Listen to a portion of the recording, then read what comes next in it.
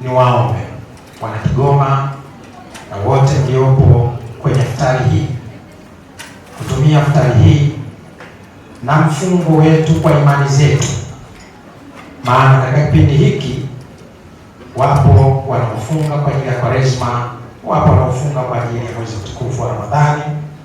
Tutumie siku hizi kutafakari kuhusu namna tunavyoweza kuendelea kudumisha upendo, mshikamano, amani na utulivu, kuanzia kwenye ngazi za familia mpaka ngazi ya taifa letu Tanzania, ambaye ndio mama yetu. Jambo la tatu, tafakuri hiyo itusogeze mbele zaidi kwa kukemea matendo mbalimbali ambayo yanaashiria ukatili wa kijinsia.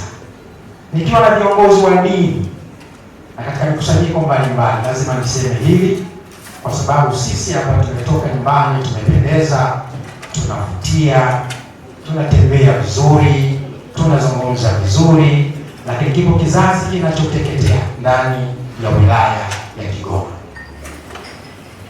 Nataka niseme kwa mfano, jana kuna mtoto anayesoma shule ya msingi Katubuka, mtoto mwenye miaka 8 wa kiume amelawitiwa. Leo kuna mtoto mwingine pale Kibirizi amebakwa. Sasa nataka niwaambie wana Kigoma, tuna kazi ya kufanya kwenye misikiti, kwenye makanisa yetu, lakini tuna jambo zito kwenye wilaya yetu.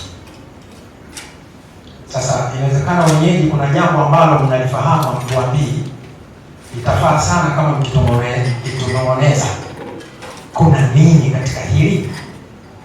Kwa nini watoto wanalawitiwa na kubakwa kwa kiwango hiki, tena katika miezi hii mitukufu?